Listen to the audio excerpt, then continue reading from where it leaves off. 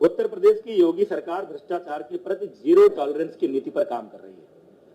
हमारे सामने, हमारी सरकार में कभी भी, जब भी योगी सरकार के सामने किसी भी क्षेत्र में, किसी भी मुद्दे पर कोई भ्रष्टाचार की शिकायत आई, तो सरकार ने ऐसे किसी विषय को दबाने छिपाने की कोशिश नहीं की। तुरंत ही सक्षम अधिकारियों को ऐसे मामलों की जांच सौंपी जाती है और उस जांच के परिणाम के आधार पर दोषी व्यक्तियों के खिलाफ कार्रवाई की जाती है।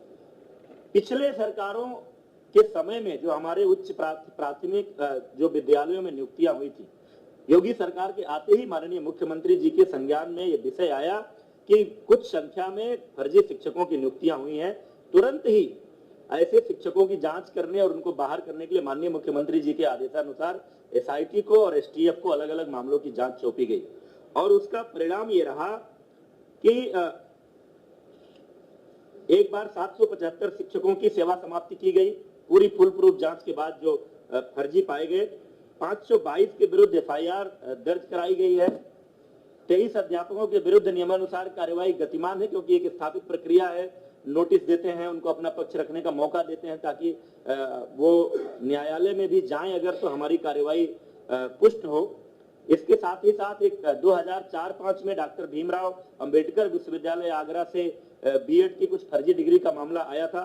उनमें से जिन लोगों पर संदेह था, ऐसे 1356 अध्यापक चिन्हित हुए थे, उसमें से भी 926 की सेवा समाप्त की जा चुकी है। 406 के विरुद्ध कार्यवाही गतिमान है। इस प्रकार अब तक 1701 ऐसे फर्जी शिक्षकों की सेवा समाप्ति की जा चुकी है तथा 429 के विरुद्ध कार्यवाही गतिमान है। अन्य जहां भी कोई शिकायत आती है किसी फर्जी शिक्षक होने की, तुरंत वो मामला एसआईटी या एसटीएफ को सौंपा जाता है और जांच के आधार पर सावधानी बरतनी पड़ती है कि कोई जेन्युइन शिक्षक इस कार्रवाई का शिकार ना हो। जांच के आधार पर हम तुरंत बर्खास्त करते हैं। हमारे कार्यकाल में जितने लगभग 50,000 शिक्षकों की भर्ती जो इसके पहले विभिन्न भर्ती अभियानों में अभी तक हो चुकी है, उसमें से अभी तक किसी फर्जी शिक्षक की नियुक्ति का मामला नहीं सामने आया है। कोई ऐसी शिकायत आएगी तो उसकी भी जांच करेंगे और इसी तरह की कार्रवाई करेंगे। हमारी कार्रवाई को लेकर लोग कोर्ट में गए थे, लेकिन माननीय न्यायालय ने भी बर्खास्तगी की, फर्जी शिक्षकों की बर्खास्तगी की कार्रवाई को उचित ठहराया है और ये कहा है कि जो उत्तर प्रदेश सरकार ने कार्रवाई की है वो विधि के द्वारा स्थापित प्रक्रिया के अनुसार हुई है। यह ऐसी सरकार है जो भ्रष्टाचार मुक्त और पारदर्शी शासन के लिए जानी जाती है। सरकार शिकायतों को तुरंत संज्ञान में लेकर त्वरित जांच कराकर कार्रवाई करती है। फिर भी कुछ लोग ऐसे हैं जिनका खानदानी पेशा ही भ्रष्टाचार और घोटालों का रहा है।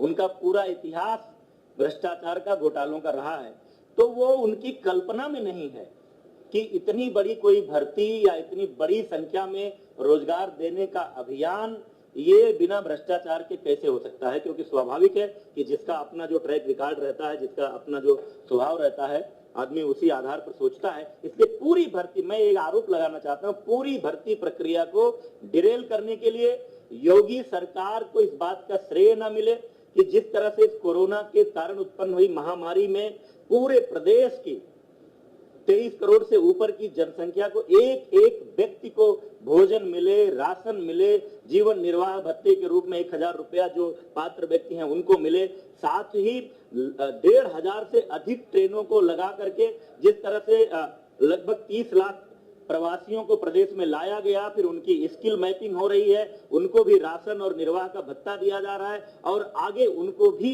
वापस जहां जहां अपने गांव में लौटे हैं उनको रोजगार देने की बात हो रही है। सबके जीवन निर्वाह की व्यवस्था का प्रयास हो रहा है। ऐसे में इन परिस्थितियों में इतनी बड़ी भर्ती अभियान ये सफल ना होने पाए, इसको लेकर कुछ लोगों ने एक राजनीतिक अभियान चलाया है और तमाम सारे ऐसे प्रयास किए हैं। उनको रास नहीं आ रहा है कि उत्तर प्रदेश के नौजवानों का भविष्य कैसे संवर रहा है, योगी सरकार को यह यश कैसे मिले। इसको लेकर तमाम लोग शुरू से, जब से माननीय न्यायालय का फैसला आया, हमने आंसर की जारी किया, हमने रिजल्ट जारी किया, सोशल मीडिया के माध्यम से, तमाम माध्यम से तमाम तरह का भ्रम फैलाने की कोशिश की गई, अभ्यर्थियों को उद्वेलित करने की कोशिश की गई, अव्यवस्था पैदा करने की कोशिश की गई, लेकिन सरकार ने पूरी तत्परता, पूरी तन्मयता और पूरी कुशलता के साथ इस भर्ती प्रक्रिया को आगे बढ़ाया है। माननीय उच्च न्यायालय, माननीय सर्वोच्च न्यायालय में कुछ लोग गए हैं, उनका अधिकार है। जैसा माननीय उच्च न्यायालय का और माननीय सर्वोच्च न्यायालय का आदेश आएगा उस अनुरूप हम इस कार्रवाई को पूरी करेंगे। योगी सरकार की मंशा ये है कि ये भर्ती प्रक्रिया यथाशीघ्र कुशलतापूर्वक पूरी हो, प्रदेश के 69,000 नौजवानों को रोजगार मिले और प्रदेश के 69,000 स्कूलों को हमारे गांव, गरीब, मजदूर, किसान के बच्चे जिन स्कूलों में पढ़ते हैं उसमें पढ़ने वाले बच्चों को गुणवत्तापूर्ण शिक्षा मिले। ये बातें आपके सामने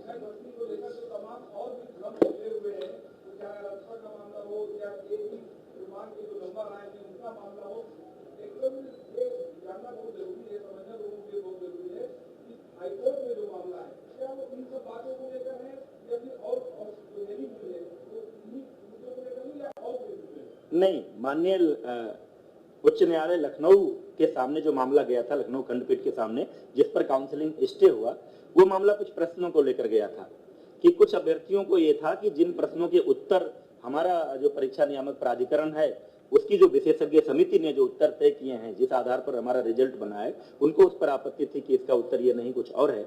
उसको लेकर के जो सिंगल बेंच ने एक फैसला दिया था कि यूजीसी एक विशेषज्ञ समिति बनाए और वो समिति ये तय करे कि इन प्रश्नों के उत्तर क्या होंगे। तो चूंकि उस निर्णय के खिलाफ हम डबल बेंच पे हमने अपील की है, सुनवाई कल पूरी हो गई है, फैसला सुरक्षित है।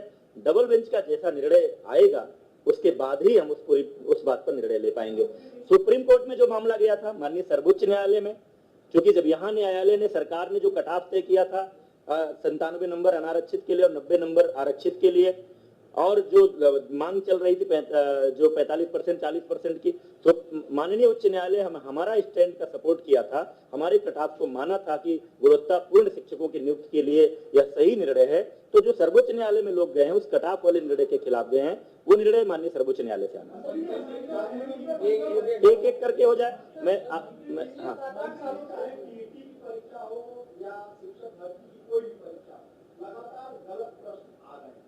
लाखों अभ्यर्थी परेशान है, सड़कों पर है, कौन है इसके लिए जिम्मेदार, और जो जिम्मेदार हैं उनके खिलाफ क्या कार्रवाई आप लोग अब तक किए और आगे क्या कार्रवाई करेंगे? आप कुछ कह रहे थे? इसमें 3 प्रश्नों का जब सभी कैंडिडेट्स को अपॉर्चुनिटी दिया गया था ऑब्जेक्शंस रेज करने के लिए, जब आंसर कीज पब्लिश हुए थे, 3 का एक्सपर्ट कमेटी ने देके सभी कैंडिडेट्स को बराबर मार्क दे दिया। जहां तक हाईकोर्ट लखनऊ बेंच में प्रश्नों का जो 13 प्रश्नों का किया गया था, इसमें इन 13 प्रश्नों को हम लोगों ने सरकार के पक्ष से हम लोगों ने सही ठहराते हुए इसको किया है। उसी की कल सुनवाई हुई है एंड आरक्षण ये जजमेंट भी सुरक्षित हो गया है। I think we should wait for the judgment. शिक्षक भर्ती मामले में प्रेस कॉन्फ्रेंस अभी आप देख रहे थे। शिक्षा मंत्री उत्तर प्रदेश सतीश द्विवेदी सामने आए। भर्ती प्रक्रिया मामले पर सियासत नहीं होनी चाहिए, उन्होंने साफ कहा। 69,000 शिक्षक भर्ती का ये मामला सियासी दखलंदाजी के कारण भर्ती में देरी हुई। विपक्ष नहीं चाहता कि भर्ती हो, जैसा कोर्ट का आदेश होगा कार्रवाई होगी। शिक्षा मंत्री ने कहा जो दोषी पाए जाएंगे उन पर कार्रवाई होगी। यूपी एसटीएफ को मामले की जांच सौंपी गई है। परीक्षा में प्रश्न पत्र को लेकर उठे कई सवाल। काउंसलिंग में ही होती है प्रमाण पत्रों की जांच, अभी किसी को कोई लाभ मिलने का सवाल ही नहीं। शिक्षक भर्ती मामले पर योगी सरकार काफी गंभीर दिखाई दे रही है।